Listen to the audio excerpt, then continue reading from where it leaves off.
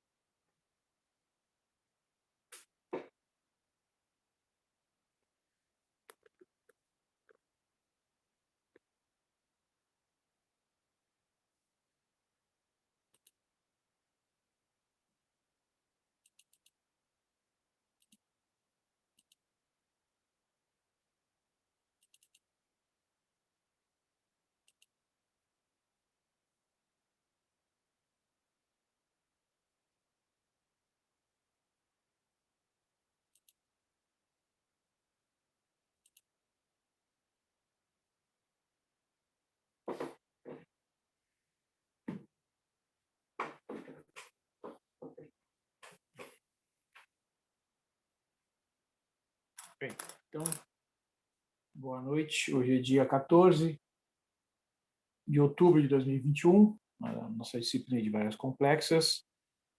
A aula de hoje eu vou falar sobre as integrais definidas, que vocês já conhecem do cálculo de funções de variável real, né? Então, a gente vai ver aqui a definição, dar um significado para a integral definida. A gente vai ver alguns exemplos para mostrar a ideia e a relação que existe entre o cálculo da integral complexa com o cálculo das integrais definidas de funções de variável real. A gente tem uma versão para os casos mais simples do teorema fundamental do cálculo, né, para o cálculo de integrais complexas, e depois a gente vai ver como a gente pode estender, né, o conceito de integrais definidas, especialmente no caso de integrais curvilíneas, ao longo de curvas fechadas que são de grande interesse no cálculo das integrais de variáveis de funções de variável complexa, especialmente nas aplicações na termodinâmica, na análise de escoamento de fluidos, né? Na análise de Fourier.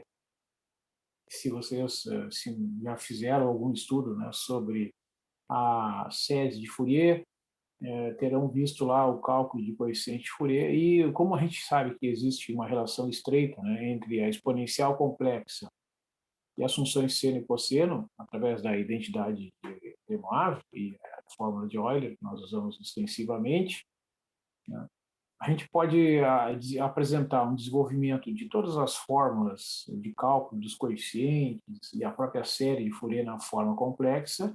Isso traz grande economia no cálculo, porém acaba gerando, né, nas fórmulas de cálculo dos coeficientes a necessidade de se fazer o uso de integração de funções complexas, né? Então, a gente vai ver aqui, inicialmente, a ideia apresentada ali no livro-texto, né? A gente vai mostrar alguns exemplos mais simples para a gente ir avançando até chegar na definição das integrais curvilíneas e especialmente no caso de integrais ao longo de curvas que são fechadas, né?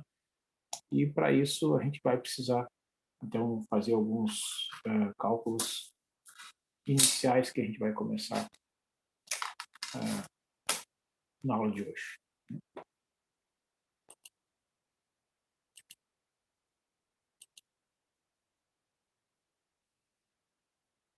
Então aqui no capítulo do livro, é o capítulo 4 do livro, né? Está na página 117 do livro, na seção 42, né? O autor começa a apresentar aqui um significado para o cálculo da integral definida, né?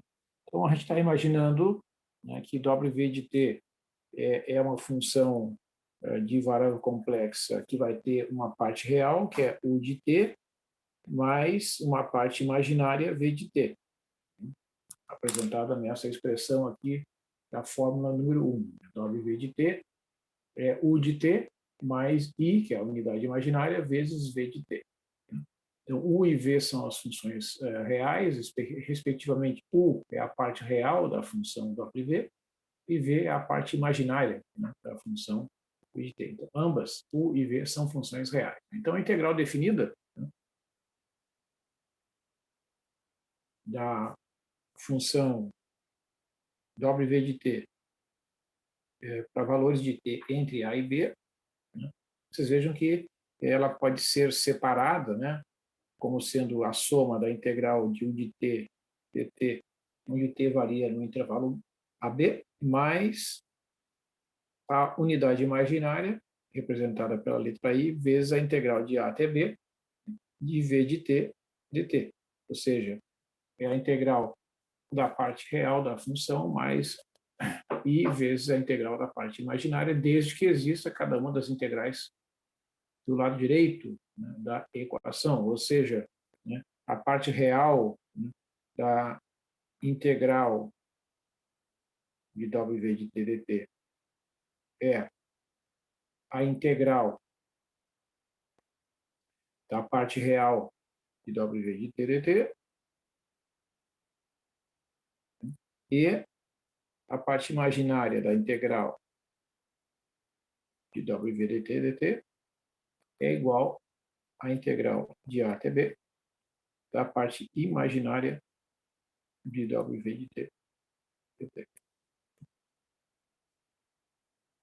Então, vocês vejam, né, que isso está, inclusive, né, reforçando aquelas observações que eu fiz ali na atividade de avaliação, né, onde a gente representa a parte real e a parte imaginária, né, de uma função de variável complexa através de funções de variáveis reais. Então, né, é bem claro aqui, ó, a parte real e na parte imaginária, né, tanto numa quanto a outra, especialmente aqui na parte imaginária, não aparece, né, a unidade imaginária, porque a parte imaginária de uma variável complexa é um número real. No caso, a parte imaginária de uma função de variável complexa é essa função aqui, W de t. Né? Ou seja, estou dizendo que a parte real, né, de W de t é U de t. Né? E a parte imaginária de W de t é igual a V de t. Então, quando a gente escreve, né, identifica estas funções, né, especialmente aqui na parte imaginária, não entra a letra I, que representa a raiz quadrada de menos 1. Né? Então, o que está dizendo aqui essa igualdade, que a gente pode interpretar como sendo uma definição, né, é que o cálculo da integral definida de A até B, de W de t dt, pode ser separado, né, com a integral da parte real mais I vezes a parte integral da, vezes a integral da parte imaginária. Bom, então,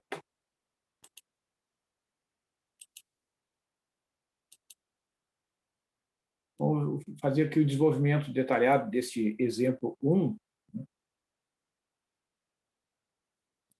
Né?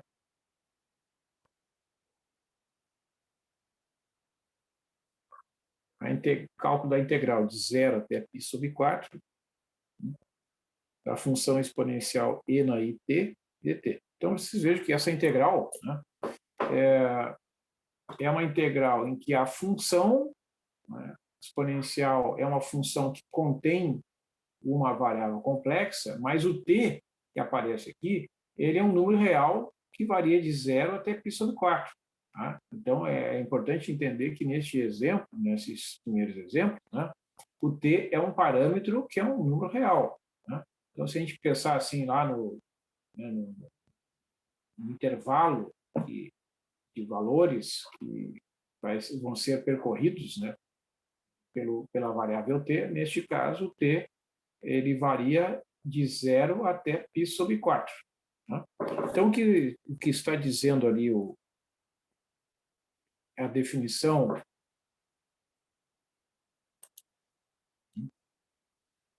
O que nós temos? Né? Nós temos que a função exponencial, né, complexa, e na i vezes t, né, ela é igual a esta combinação aqui, né, e na i vezes t é igual a parte real cosseno de t mais i vezes a parte imaginária, que é o seno de t. Né? Então, respectivamente, né, só para a gente identificar, né, o de t, neste exemplo, é o cosseno de t, que é a parte real de e na it, né? E o v de t é o seno de t, que é a parte imaginária de e na i vezes t. Tá? Então, estou enfatizando aqui para a gente enxergar, né, com outros olhos, digamos, essa parte da identificação da parte real e da parte imaginária das funções complexas como uma das componentes, né, como um dos requisitos para a gente entender a lógica no desenvolvimento desses cálculos. Né? Então, o que está dizendo esta igualdade aqui na parte superior, né, é que a integral de 0 até π sobre 4 de e na it dt vai ser igual à integral de 0 até π sobre 4 do cosseno de t dt mais i vezes a integral de 0 até π sobre 4 do seno de t dt.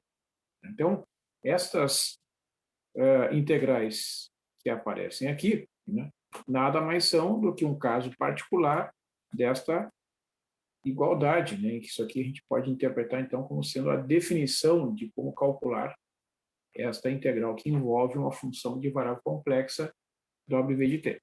Neste caso específico, as funções que definem tanto a parte real quanto a parte imaginária, né, da exponencial complexa são funções conhecidas nossas, lá do cálculo, né, elementar.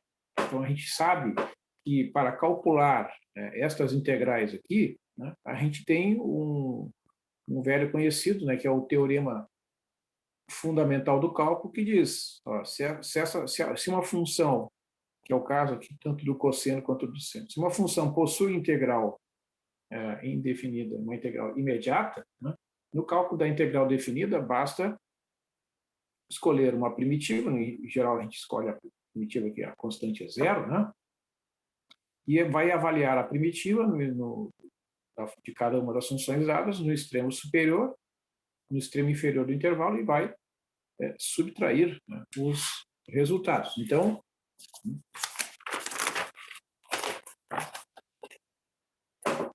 aqui nós teremos que a integral do cosseno é menos o seno de t, né, que vai ser calculado nesses dois pontos, né?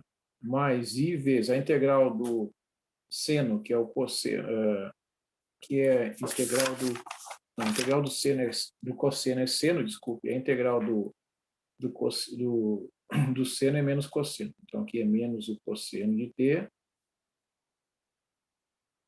avaliado no ponto 0 e sobre 4. Né? Por quê? Porque a derivada de seno é cosseno, né? E a derivada de menos cosseno é igual a seno. Né? Então, é isso. A integral do cosseno é seno e a integral do seno é menos cosseno.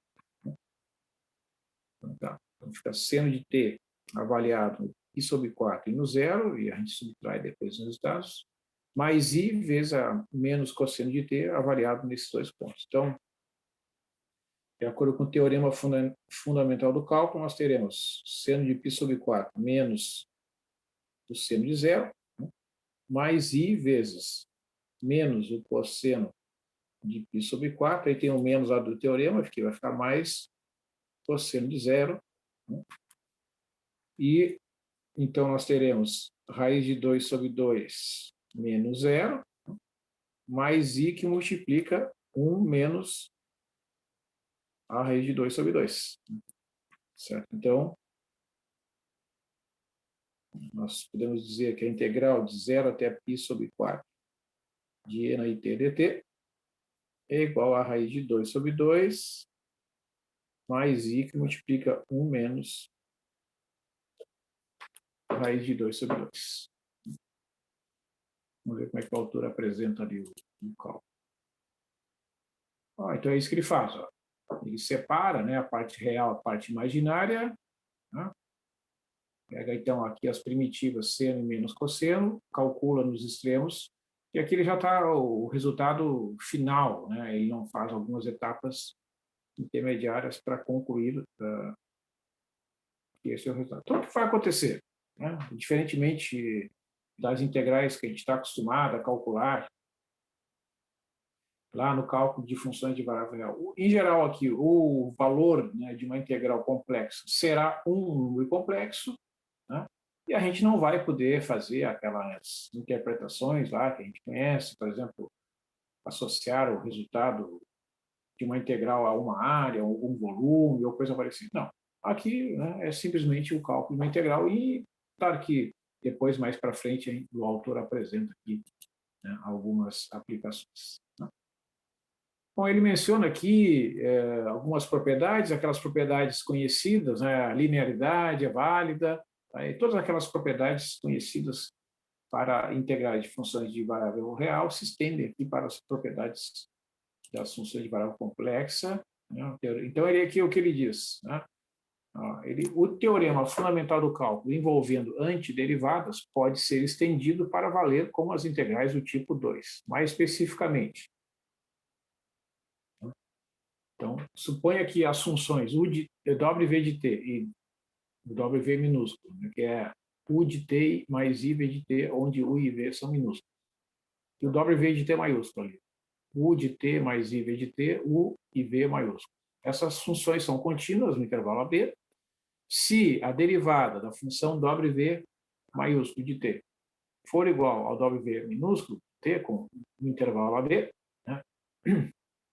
Então, a derivada do U maiúsculo será o U minúsculo e a derivada do V maiúsculo será o V minúsculo. Então, é possível estender, né, o que está dizendo aqui nessa fórmula é que o teorema fundamental do cálculo ele pode ser estendido nas condições, né, explicitadas aí por essas hipóteses, onde vocês podem interpretar, então, que W de T é uma função cuja derivada é o W de T pequeno, né, no intervalo de A até B, né? Então, a integral definida de W de T, que é essa fórmula que aparece aqui, ó, a fórmula número 4, né, é simplesmente a diferença da primitiva no extremo superior menos no extremo inferior do intervalo. Aqui, inclusive, ele usa aquela notação conhecida, né, lá do cálculo diferencial de várias reais, onde a função primitiva W de T tem esse colchete aqui para indicar que ela é calculada no extremo superior, ou seja, W de B, menos o valor da primitiva no extremo inferior, que é W de A. Então, essa maneira de calcular aqui, né, é possível de ser realizada quando esta função W de T for uma função que satisfaz esta condição aqui. Ó. A derivada desta função tem que coincidir com o W minúsculo. Então, a gente pode chamar, né, essa função W maiúsculo aí de antiderivada da função dada como W minúsculo. Então, aqui no exemplo 2, né, eu vou recalcular, né, a mesma integral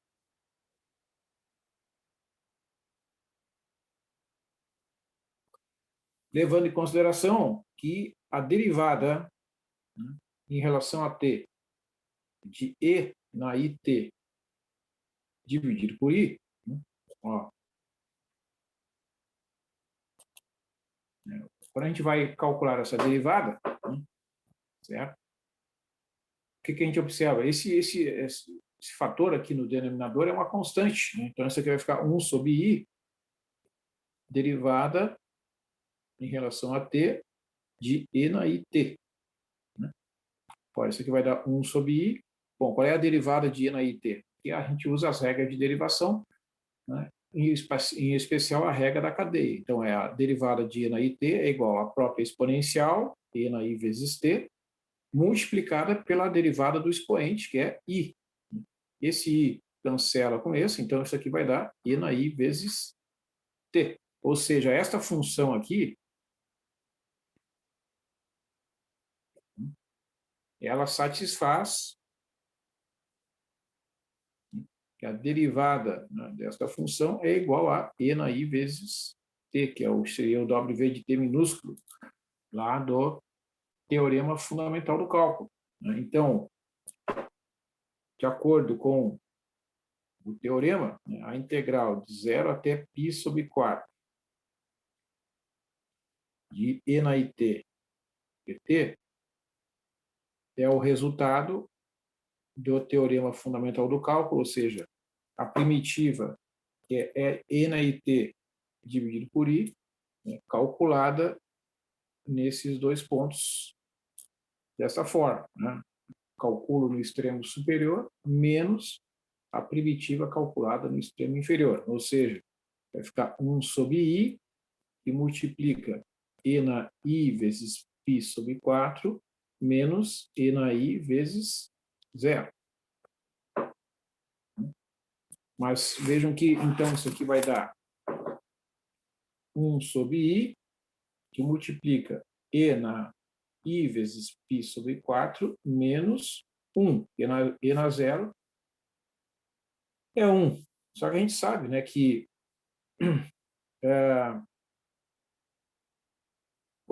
E na I vezes π sobre 4 é o cosseno de π sobre 4, mais I vezes seno de π sobre 4, menos 1, que é o fator que já está lá. Tá?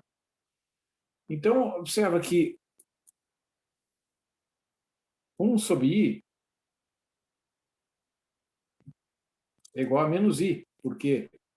Porque a gente viu lá no início, né, que para eu calcular a divisão de dois números complexos, 1 dividido por I é a mesma coisa que multiplicar o denominador e o numerador dessa expressão pelo conjugado complexo do denominador. Isso aqui vai dar, no numerador vai ficar menos I, e aqui vai ficar menos I elevado ao quadrado.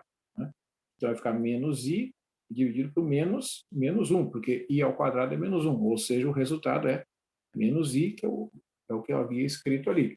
Né? Então, eu posso dizer que a integral de 0 até π sobre 4 de E na IT dt, substituindo aqui 1 sobre I, é a mesma coisa que menos I, vai ficar menos I que multiplica raiz de 2 sobre 2, que é o cosseno de π sobre 4, né? Mais I raiz de 2 sobre 2, menos 1, que é exatamente o resultado que a gente obteve ali, né? Que é menos I raiz de 2 sobre 2, menos I ao quadrado raiz de 2 sobre 2, mais I, ou seja, é raiz de 2 sobre 2, porque I ao quadrado é menos 1, então esse número aqui vai dar um número real positivo, né? Mais I que multiplica 1 menos raiz de 2 sobre 2, né? Que é exatamente o resultado que nós tínhamos obtido aqui, né? Só que por um outro caminho envolvendo, né, as funções seno e cosseno. Né? Então, a vantagem desse cálculo aqui, né, é que ele trabalha somente com funções complexas. Né? Certo? Neste caso particular, só foi necessário, né, lembrar que a divisão, que é o quociente, né, 1 sobre I é igual a menos I. Né? Então, evidentemente que o resultado, né, é o mesmo. Né?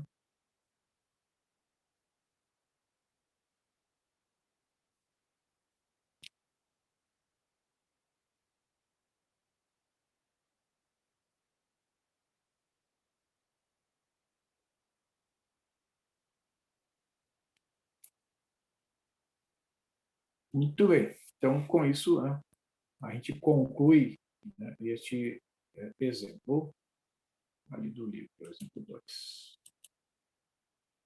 Então, ele apresenta aqui o cálculo, né? Bom, ele vai discutir aqui o teorema do valor médio para integrais, isso não vou me ater a essa questão. Tá? Então, aqui que eu posso indicar aqui exercícios, eu vou voltar aqui no meu caderninho, exercícios da página 119, é o número 2, né?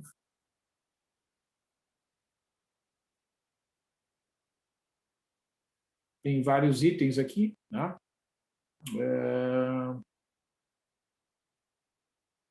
Número 3,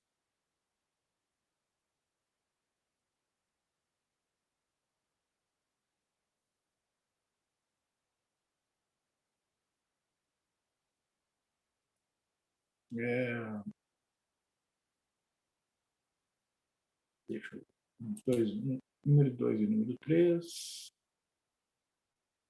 Tá, é isso. Então, números 2 e 3, deixa eu mostrar aqui no meu caderno, né? Então, estão indicados aqui exercícios da página 119, né, relacionados ao cálculo de integrais complexas. Os números dos exercícios são o 2 e o 3. Vou deixar aqui, né, a imagem aqui por alguns segundos, o pessoal vai acompanhar depois. Então, dando sequência, aqui na página 120, né, do capítulo 4, então, o autor começa a falar sobre a ideia de caminhos ao longo do plano complexo, porque agora a gente vai ter agora pontos no plano complexo, e esses pontos podem ser interligados, né, por diversos tipos de curvas diferentes, né? Então aqui, então ele comenta que as integrais de funções complexas de uma variável complexa são definidas ao longo de curvas do plano complexo e não só em intervalos da reta real. Então, o que ele está querendo mostrar aqui nessa frase? As integrais vistas aqui, né, no exemplo anterior e nos exercícios, elas são integrais de funções de variável complexa, mas onde o parâmetro t ele varia num conjunto de valores reais. Agora ele estava pensando em integrais de funções de variável complexa que vão ter variações ao longo de curvas do plano complexo. Ou seja, aqui no nosso... Vou ler no meu caderninho aqui. Então, vai ter um caminho aqui.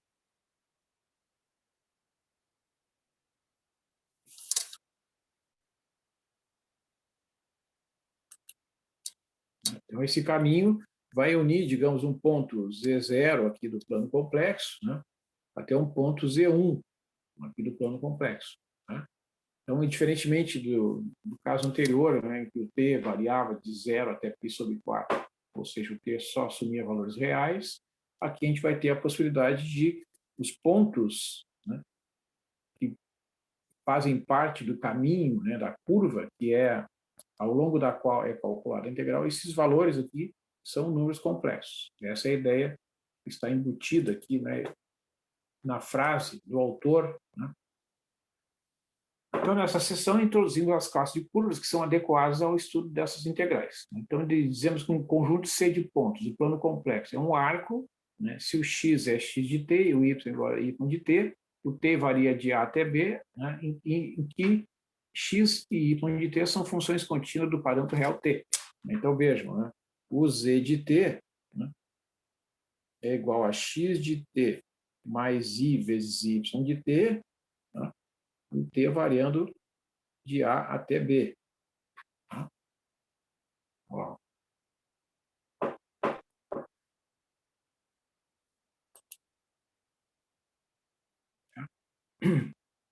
Ó. Então, deixa eu mostrar aqui. Tá? Então, os pontos aqui, né, um ponto, eles vão ser definidos por equações paramétricas, né, vai ter uma parte real e uma parte imaginária. Tá? Então, na medida que o t varia de A até B, né, os pontos vão sendo descritos lá. Em geral, o que vai acontecer? O Z0, né, nós vamos imaginar que é igual ao ponto correspondente ao cálculo da função no ponto igual a A. Então, digamos, esse aqui seria o início, né, da curva, né? E o Z1, né, seria a extremidade lá, final, né, o ponto correspondente ao valor de Z calculado no tempo t igual a b. Vamos imaginar que o tempo do t é o parâmetro que representa o tempo. Então, à medida que o t varia, né, a gente vai ter uma curva orientada, inclusive, aqui, que é o que quer dizer aquela setinha. Bom, então, ele comenta aqui, né, que os arcos são chamados de simples ou de Jordan se não apresentar autointersecção, né? Por exemplo, um segmento de reta, né, um segmento de uma parábola, um pedacinho de uma parábola, né, um pedacinho de uma curva de terceiro grau. E essas curvas, né, são curvas simples porque elas não têm autointersecção, né? Autointersecção é quando a curva corta ela mesma, né? Tipo um 8, assim, né? Um 8 é uma curva que não é uma curva simples, né? Se um arco for simples, exceto pelo fato de que nas extremidades, no ponto A e no ponto B, né, os valores dos z são iguais, aí a gente vai dizer que a curva C é uma curva fechada simples, né? Por exemplo, uma circunferência, né, a gente pode interpretar que, vamos supor, uma circunferência em que o parâmetro varia de 0 até 2π, né? Aí é uma curva fechada simples, porque no ponto 0 e no ponto 2π, né, a posição no plano complexo é a mesma, né? Certo? Então, essas curvas estão orientadas positivamente se elas estiverem orientadas no sentido anti-horário, né, no caso das curvas fechadas. Então, aqui ele mostra alguns exemplos, né? Ele chama de curva de Jordan, uma curva fechada simples, né? O Charles Jordan foi um matemático, então, do século XIX, né? Nasceu em 1838 e morreu em 1922, fez grandes contribuições na teoria das funções de variáveis complexas, né? Na álgebra linear, nas decomposições, né, de Jordan, né? Então, ele é um sujeito que tem uma grande contribuição aí na história da matemática.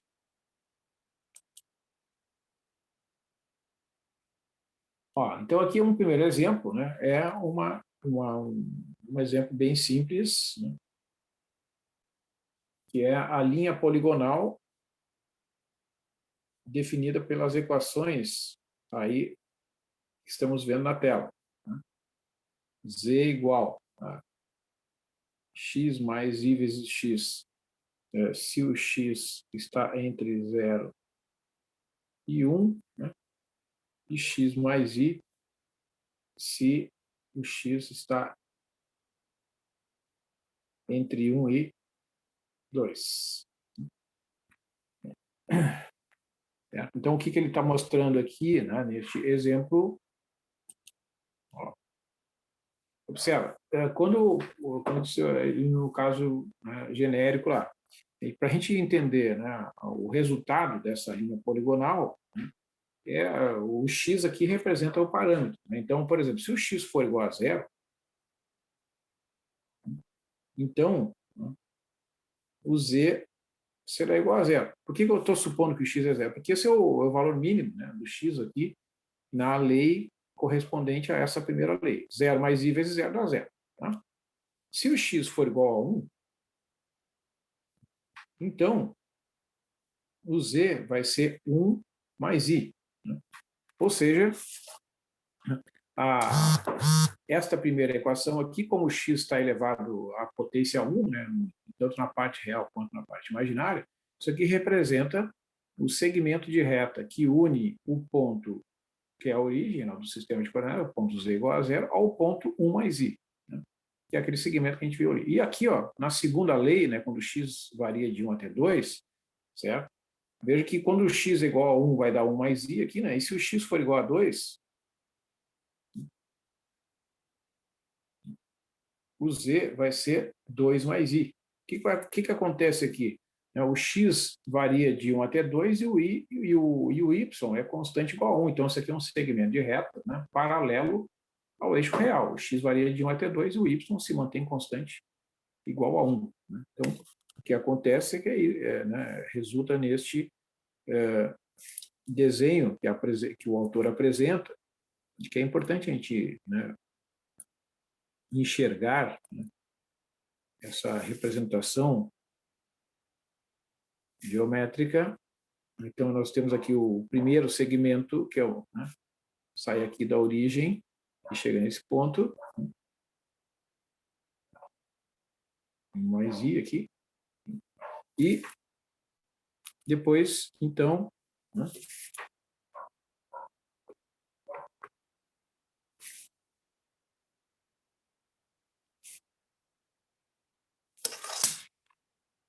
nós temos esse segmento então, de reta paralela ao eixo horizontal.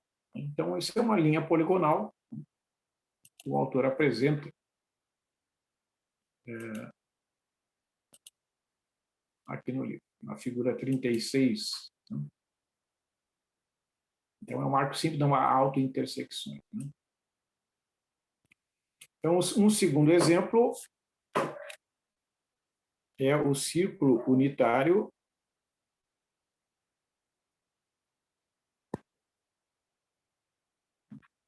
Z igual a E na I θ. Então, vejam que o θ está dado ali, né, varia de 0 até 2π. Então, esse é um círculo unitário com o centro na origem, né, tentando em torno, é uma curva fechada simples, orientada no sentido anti-horário. Então, esse primeiro exemplo aqui, né,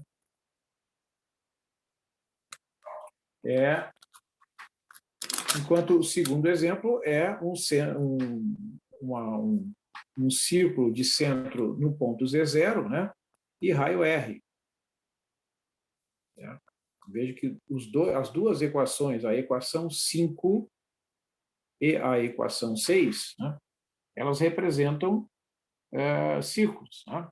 Tanto um quanto o outro, né, são orientados no sentido anti-horário, né, e são curvas fechadas simples, certo? Que a gente pode enxergar aqui, né, no caso, né, tanto de um quanto do outro. Vamos imaginar aqui um sisteminha aqui.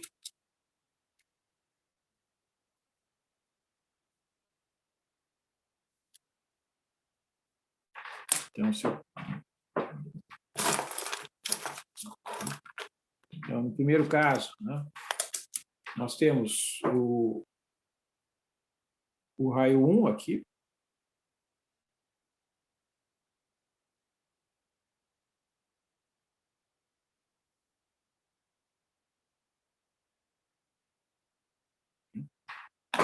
Então, aqui nós temos, né, o centro na origem. Né, essa aqui é a curva Z igual a E na I θ, né, o θ entre 0 e 2π. Então, aqui o raio, né, dessa circunferência é 1. E essa curva é orientada no sentido anti-horário.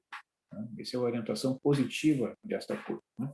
No segundo caso, né, nós temos, é só um caso geral, digamos assim, né, que o autor apresenta. Vamos imaginar aqui um ponto qualquer, digamos, Z0, né, aqui no plano complexo, certo? E aqui um raio R qualquer. Vou fazer aqui um raio arbitrário.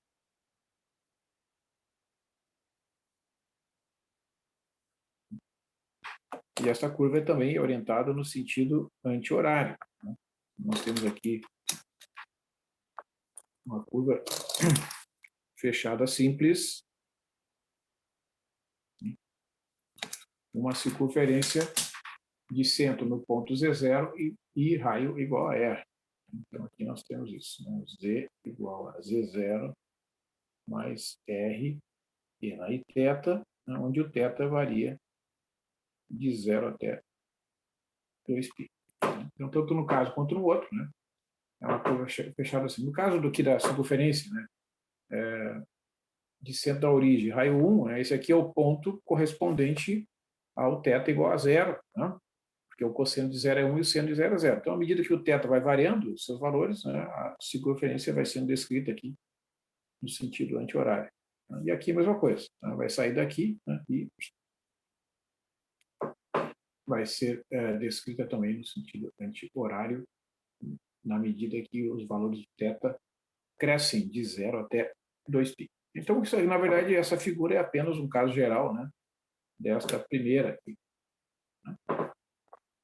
Então, tanto uma quanto a outra são curvas fechadas simples.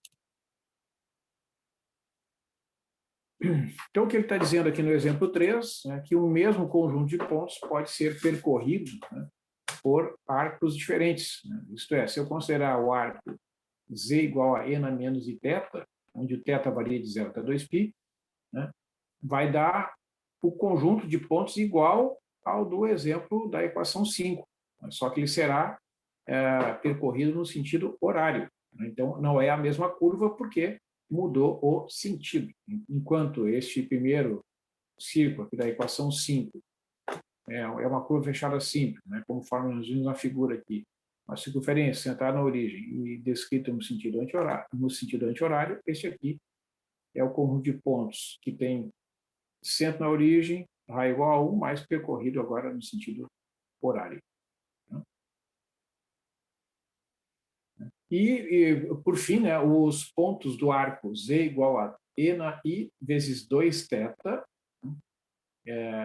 correspondem ao círculo de centro na origem, raio 1, descrito duas vezes, né, na medida que o θ varia de 0 até 2π, né, quando ele for 0 igual a π, quando o θ for 0, vai dar e na 0, que é 1. Né? Quando o θ for π, vai dar e na 2, e na i vezes 2π, que vai dar o ponto 1 de novo. Então, quando o θ for igual a π, já completa uma volta. Quando o θ varia de π até 2π, já completa a segunda volta. Então, é o mesmo ciclo percorrido duas vezes no sentido anti-horário. Né? E o que ele está comentando, né, que às vezes é possível representar um arco por diferentes representações paramétricas, né, e mudando também as equações paramétricas, pode ser que seja alterado o intervalo, né, de representação. Mas, né, isso aí não faz muita diferença. Bom, então, o que ele está dizendo? É o seguinte, aqui ele fala sobre como calcular, né, desculpe, o comprimento de arco de uma curva no plano complexo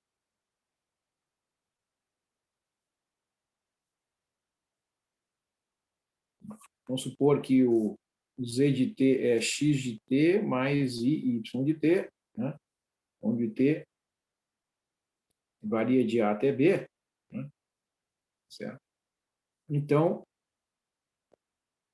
a integral que representa o cálculo do comprimento do arco da curva, né? Da curva C, digamos, o comprimento da curva C, né? É dado por essa integral aqui. Eu vou escrever aqui no meu caderninho.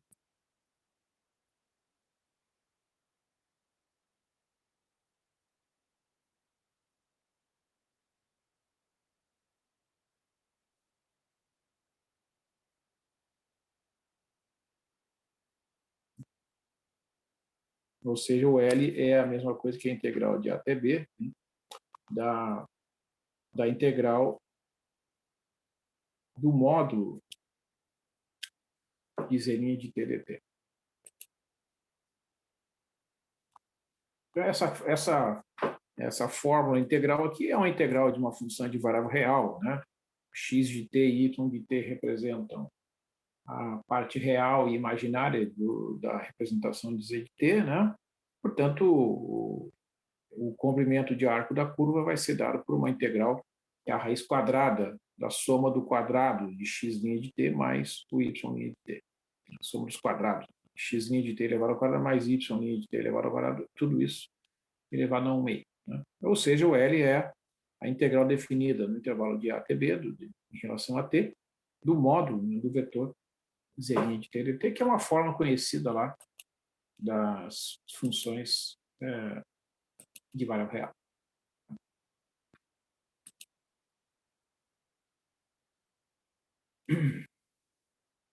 Bom, então, eu não vou entrar aqui nos detalhes desses exercícios. Vou falar aqui sobre as integrais curvilíneas, lá na página 125. integrais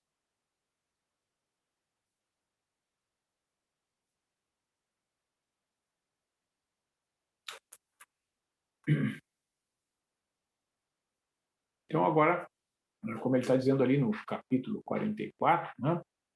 Seção 44 do capítulo 4 aqui do livro, passamos agora ao estudo de integrais de funções complexas f de uma variável complexa z. Essas integrais são definidas em termos dos valores de f de z ao longo de um dado caminho c, que se estende de um ponto z igual a z1 até um ponto z igual a z2 do plano complexo. Desta forma, são integrais curvilíneas ou integrais de linha, cujo valor em geral depende não só da função, mas também do caminho, né? Então, as integrais curvilíneas, né, são escritas desta forma aqui, integrais de f de z dz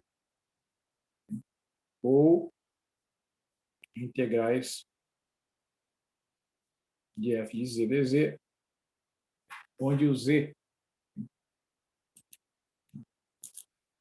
varia ao longo de um caminho C, unindo o ponto Z1 até o ponto Z2. Né? Então, o que vai acontecer agora é que, generalizando, né, estas ideias todas que foram trabalhadas, né, tanto o conceito de integral complexa, quanto agora de caminhos, né, curvas no plano complexo, digamos, eu tenho aqui um ponto Z1, aqui um ponto Z2, né? Então, digamos que aqui seja uma curva C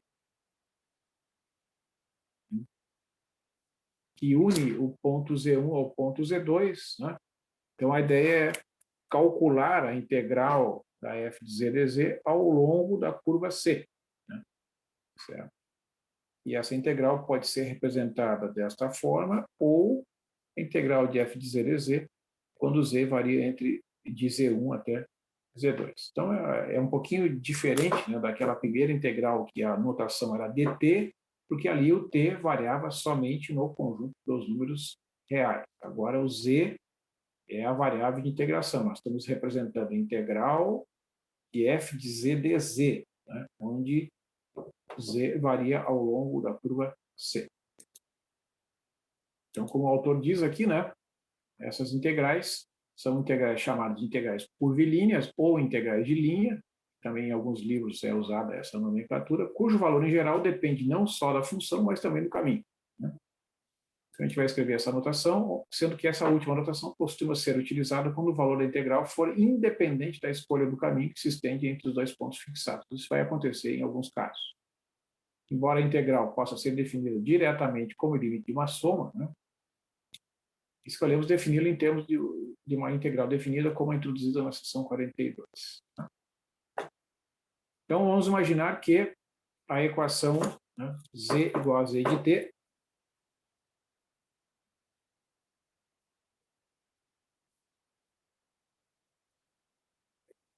z igual a z de t, né, t entre A e B, represente um caminho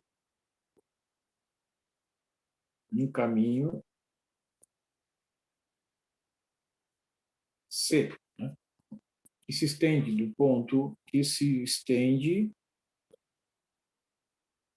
desde um ponto Z1 igual a Z de A até um ponto Z2 igual a Z de B, né?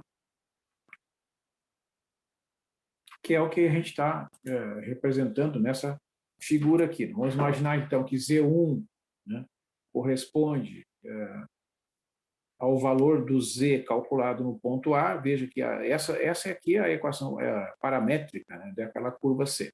Tá?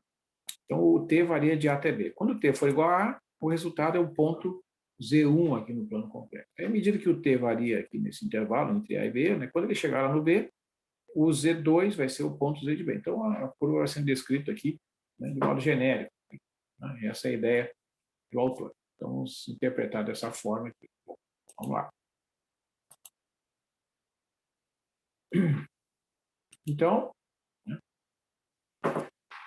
a integral curvilínea ou a integral de linha, né, da função f ao longo da curva C, em termos do parâmetro t, vai ser definida por esta igualdade aqui, que é chamada igualdade 2, né, que é a igualdade que define como é calculada a integral de f de z dz.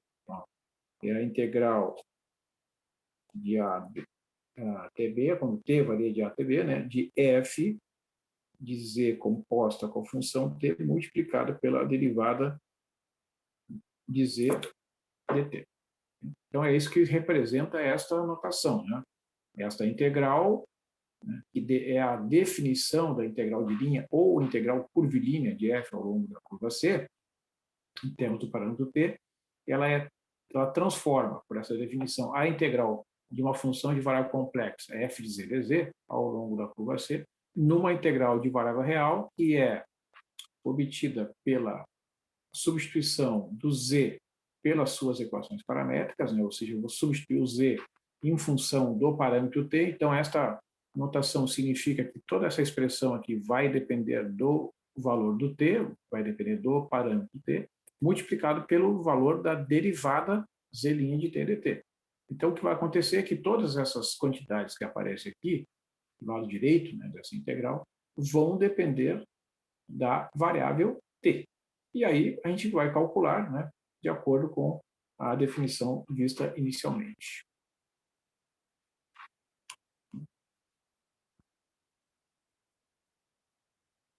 Então, o que ele está comentando, né, que se a curva C for a união de dois caminhos, né, de C1 até Z2, um caminho C1, de Z2 até C3, um caminho C2, né, a curva C é a união dos dois, que é representada por C1 mais C2, a gente vai integrar, evidentemente, ao longo do caminho C1, mais o resultado da integral ao longo do caminho C2, né, para obter a integral ao longo da curva C.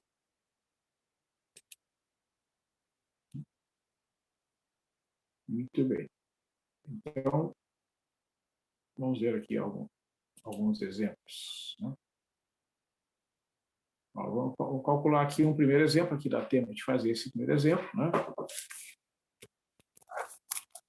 Então, o objetivo dessa sessão aqui, a sessão 45, né, da próxima, é mostrar como se calculam integrais curvilíneas usando a definição dessas integrais dada pela fórmula 2, né? E também ilustrar algumas das propriedades das integrais curvilíneas mencionadas na sessão 44. Então, esse primeiro exemplo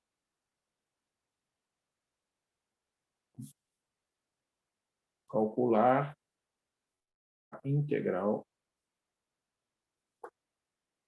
curvilínea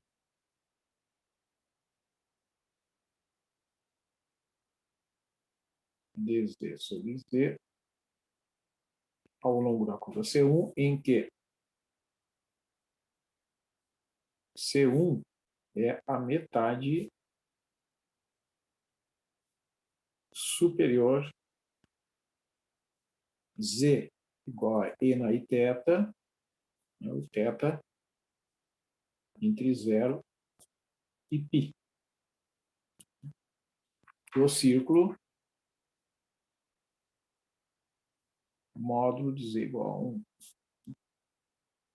de z igual a 1 até z igual a 1.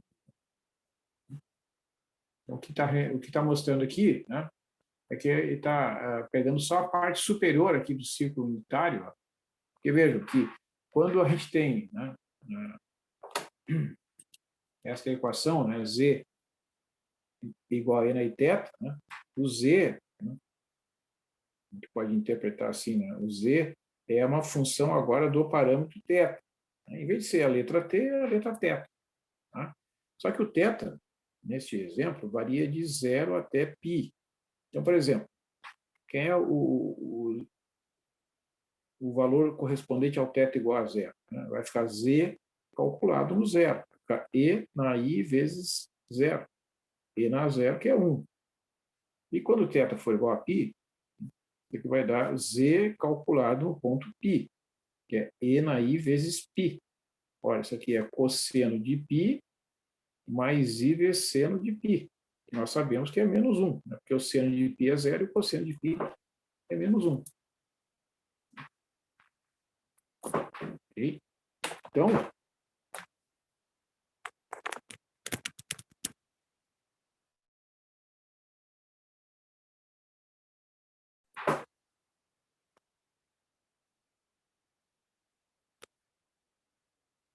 conexão está instável. Agora melhorou. Tá. Beleza. Né? Então, né, é a parte ali superior, né, do círculo unitário.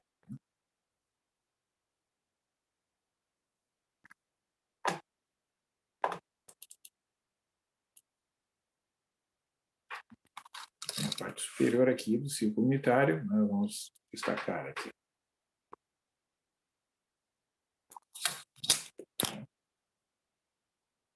Essa partezinha aqui, ó.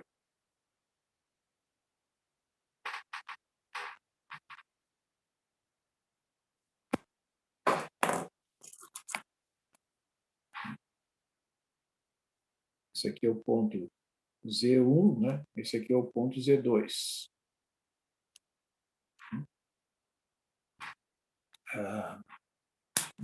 Vamos imaginar isso, né? Essa curva é descrita assim, né, nesse sentido, daqui para cá.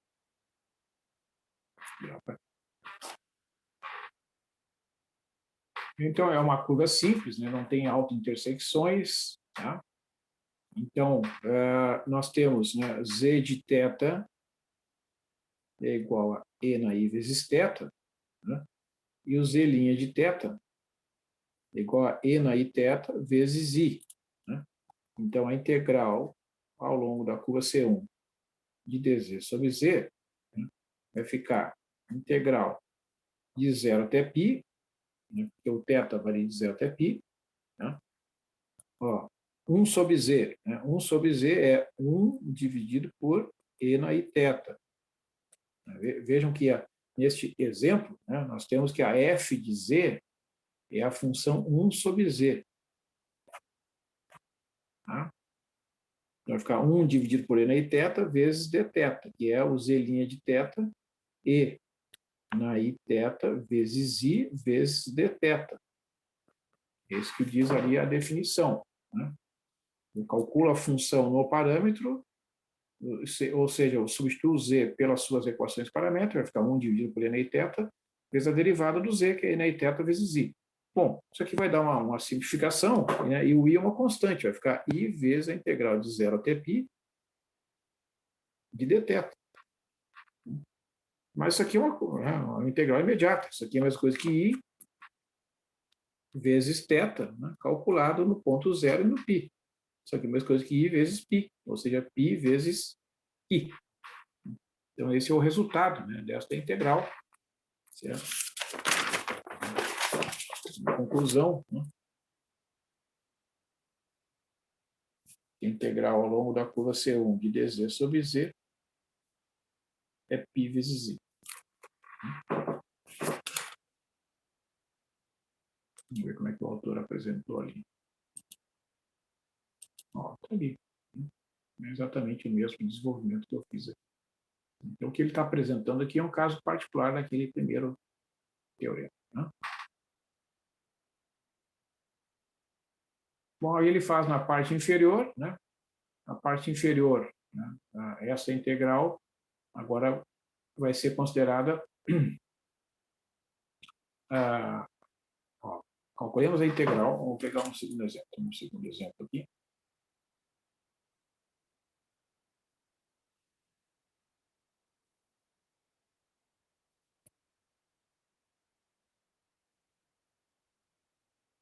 O que acontece aqui, né, é que uma das maneiras de pensar isso aqui, né, é que para sair desse ponto até este ponto aqui, né, tu vai usar a equação E na Iθ, mas vai trocar o sentido. Né? Então, vai trocar ao longo do caminho menos C2. Né? Vai ficar integral de dz sobre z ao longo do caminho menos C2. Né? Que é a mesma coisa que menos com menos para ficar o caminho C2. Então, vai ficar menos, né, a integral de π até 2π de 1 sobre E na Iθ vezes I vezes E na Iθ dθ, ou seja, menos I vezes a integral de π até 2π de dθ, que é menos π vezes i. Tá? Agora, vou fazer aqui, né, fazer aqui o cálculo. Vou fazer o seguinte, vou fazer o cálculo de dz sobre z, onde C é o círculo Z igual a N e θ, né? Θ variando de 0 até 2π. Né? Então, eu vou considerar, né, este círculo, né, círculo unitário, Z igual a N e θ, o θ variando de 0 até 2π, orientado no sentido anti-horário. Né? Então, o que nós temos aqui? Z igual a N e θ. Né? A f de z que aparece lá na integral é 1 sobre z, né? E o z' de θ é igual a N i θ vezes i. Certo? E o θ varia de 0 até 2π. Né? Então, essa integral, ao longo do caminho c de dz sobre z, é igual à integral de 0 até 2π de dz, né, é igual a E na i θ vezes i vezes a diferencial de θ, né, dividido por z, que é E na i vezes θ. Então, essa integral, após as simplificações do termo I na i θ, com esse termo I na i θ aqui, esse i é uma constante, vai ficar i vezes a integral de 0 até 2π de dθ, que é a mesma coisa que i vezes o θ calculado no 2π e no zero, ou seja, é i vezes 2π menos zero, que é 2i vezes i. Ou seja, a conclusão é que a integral de dz sobre z é igual a 2πi, né, se o z for o círculo unitário E na i θ percorrido no sentido anti-horário, quando o θ varia de 0 até 2π. Então, esse é um resultado bastante importante dentro da teoria das funções de variável complexa.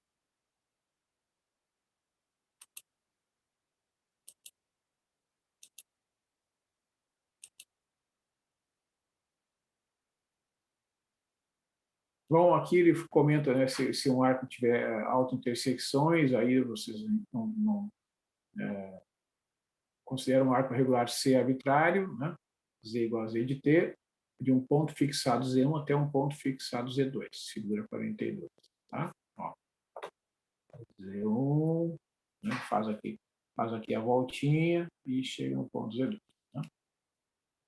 Então, para calcular essa integral, né, observamos que a derivada de z de t ao quadrado dt, derivada de z de t ao quadrado sobre 2 é z de t vezes z' de t.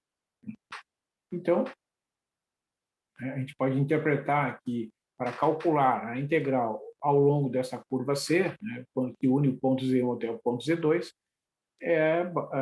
calcular a integral de z dz pode ser feita através da avaliação de z de t ao quadrado sobre 2 no ponto A, menos no ponto B. No ponto B, aliás, menos do ponto A. Então, vai ficar z de b ao quadrado menos z de a ao quadrado dividido por 2, que é z2 ao quadrado menos z1 ao quadrado dividido por 2. Né? Então, neste caso, né, essa integral ela depende somente das extremidades da curva, e ela não depende do arco percorrido, né? Ela só depende das extremidades. Né? Então, isso vai acontecer em muitos casos, né, que o valor da integral não vai depender das equações paramétricas que unem determinados pontos, dependendo da função. Tá? É isso que ele está dizendo aqui.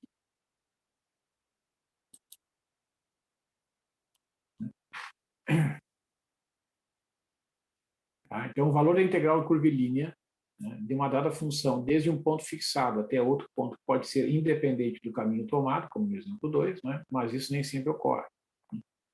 As integrais curvilíneas de uma dada função em torno de qualquer caminho fechado podem todas ter um valor nulo, exemplo 2, mas isso nem sempre ocorre.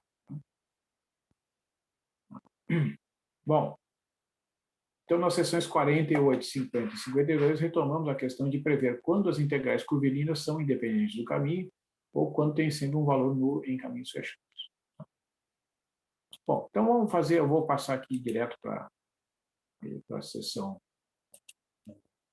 48. Esses cálculos aqui não vão nos interessar nesse momento.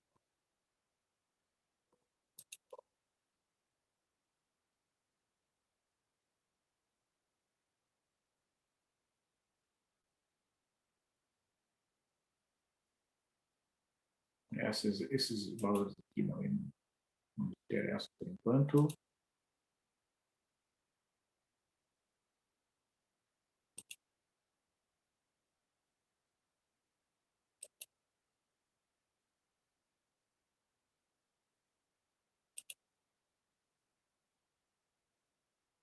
Bom, então, aqui nessa seção 48, né, o autor vai discutir aqui sobre que condições, né, certas integrais que são calculadas ao longo de uma curva que une um ponto Z1 até um ponto Z2 vão ser independentes do caminho que une os dois pontos. Isso aí é conhecido ali no cálculo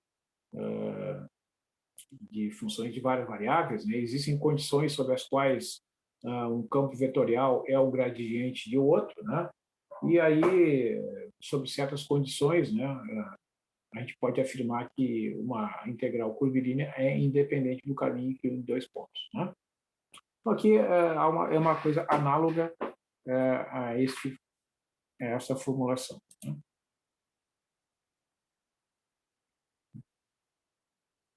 Então, esse teorema, né, que está dito aqui na página 141, né, teorema da página 141, então, suponha que uma função f de z, né, seja contínua em um domínio D. Então, aqui no plano complexo, né, geralmente vão ser regiões limitadas por circunferência. Se alguma das afirmações a seguir for verdadeira, então todas serão verdadeiras. Ou seja, ele está dizendo que as afirmações abaixo são equivalentes, né? Então, a primeira afirmação é que AF de Z possui alguma antiderivada f de z maiúsculo, né, em D. Por exemplo, z, qual é a antiderivada da função f de z igual a z? É a função f grande de z, z ao quadrado dividido por 2. Fórmulas semelhantes ao cálculo das antiderivadas para funções de variável complexa. As integrais de f de z minúsculo, né, ao longo de caminhos inteiramente contidos em D, desde algum ponto arbitrário Z1 fixado até qualquer ponto Z2 fixado tem todas o mesmo valor, a saber, integral de Z1 até Z2 de f de z dz é o valor da f grande de Z2 menos o valor da f grande em C1, que é a mesma coisa que a f de Z calculada nesses dois pontos, isso depois a gente fala subtração, em que f grande de z é uma antiderivada qualquer de f de z. Ou seja, o que está dizendo aqui, né, é que as integrais de f de z ao longo de caminhos fechados inteiramente contidos em D têm todos os valores igual a zero. Né? Porque quando acontecer, né, de ser independente do caminho, né, o que vai acontecer? A integral ao longo de um ponto Z1 até um ponto Z2 vai ser simplesmente a diferença da função no ponto Z2 menos a função no ponto Z1. Bom, então se a curva for fechada, né, essas integrais vão ser todas iguais a zero. Então, as integrais de f de z ao longo de caminhos fechados inteiramente contidos em D, tem todas o valor certo. Então, esses são os resultados, né, que se refere à independência do caminho, porque, na verdade, o que está acontecendo, né, digamos assim, né, se a gente pensar em termos geométricos, né, o que está dizendo aqui a independência do caminho é que se eu tiver um ponto Z1 aqui, um ponto Z1 aqui, um ponto Z2, né? Então, o valor da integral ao longo de uma curva que une o ponto Z1 até o ponto Z2, né, não depende da curva. Né? Então, qualquer que seja o caminho, né, que une esses dois pontos, digamos, um caminho C, né, o valor da integral vai ser simplesmente a diferença da antiderivada f maiúscula calculada no ponto Z2 menos a função antiderivada calculada no ponto Z1. Então, se a curva C for uma curva fechada,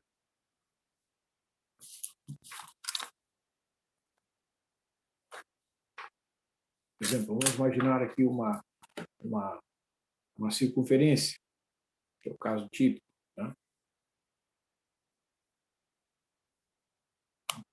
Vai acontecer, né? Digamos aqui um ponto Z1, ele vai ser igual ao ponto Z2, porque vai fazer a volta lá, né? Vai fazer a volta aqui para... Né? Então, vai acontecer, a função calculada no ponto Z2 menos a função calculada no ponto Z1 vai ser igual a zero. Então, quando as integrais são independentes do caminho, se a curva for uma curva fechada, inteiramente contida no domínio D, o valor da integral será igual a zero. Então, essa é a conclusão, né, deste resultado.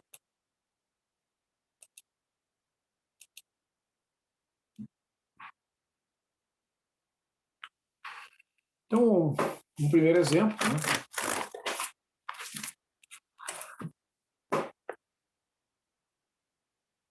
Aqui é f de z igual a e na π vezes z. Né? Olha, a antiderivada dessa função, né, é e na π vezes z dividido por π. Né? Em todo o plano. Né? Essa função satisfaz, a derivada é igual a f pequeno. Então, por exemplo, a integral de i até i sobre 2, né, de e na π z dz, ó,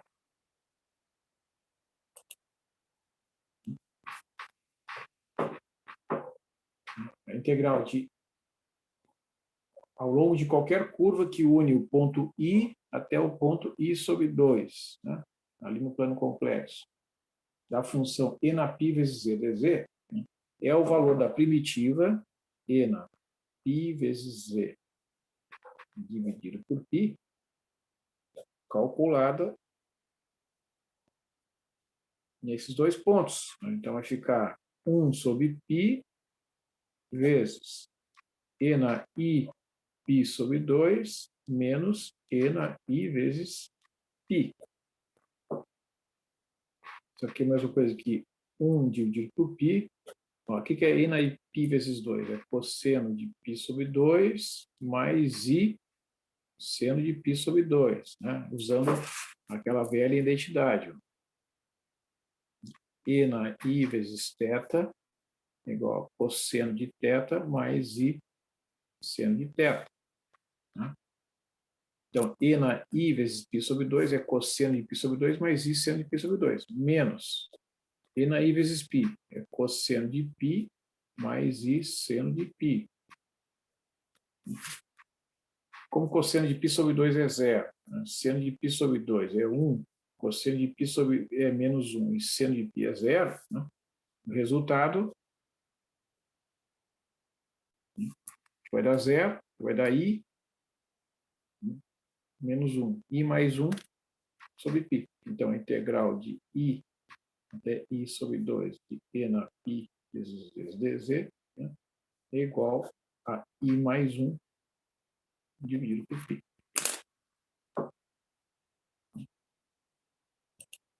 Que é o resultado ali que o autor vai apresentar.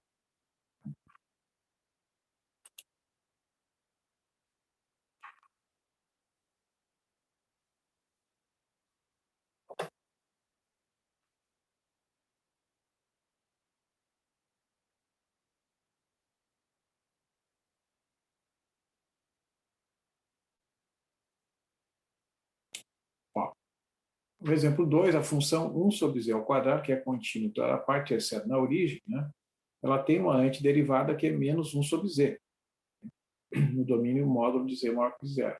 Né? Ou seja, é todo o plano complexo, exceto, né, no z igual a zero. É constituído pelo plano todo com a origem removida. Então, a integral de dz sobre z ao quadrado ao longo de um círculo unitário, z igual a n em θ, né, é igual a zero, né, quando esse círculo é orientado positivamente. Né? Certo?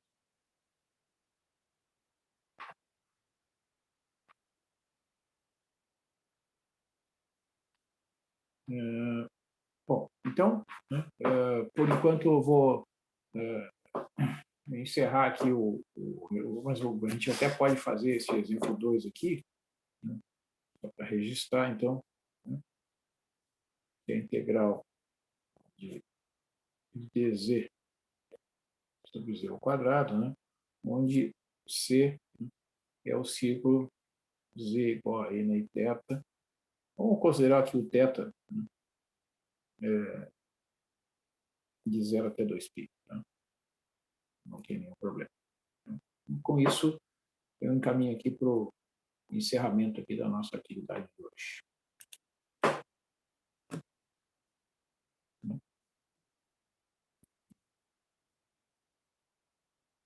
Lembrando que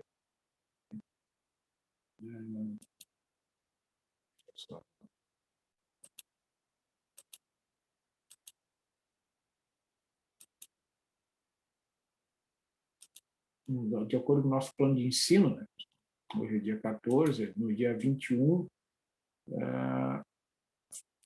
o plano de ensino prevê uma atividade presencial. Vamos dar uma confirmada aqui.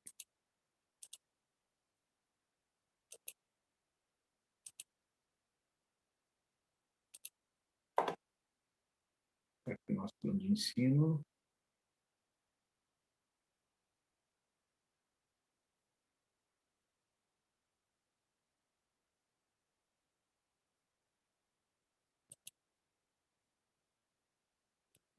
Aqui.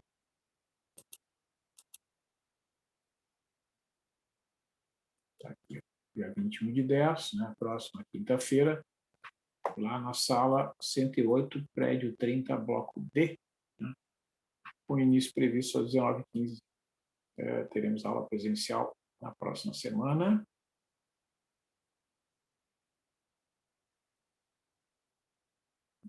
de acordo, então, com o nosso plano de ensino também, né?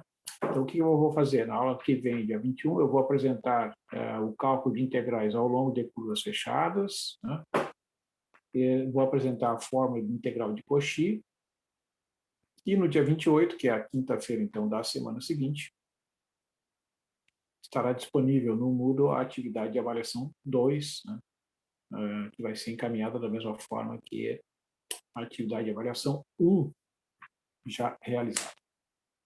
Então, agradeço aí a participação de quem acompanhou aqui a aula de hoje, e o vídeo estará disponibilizado após o seu devido processamento. Boa noite a todos.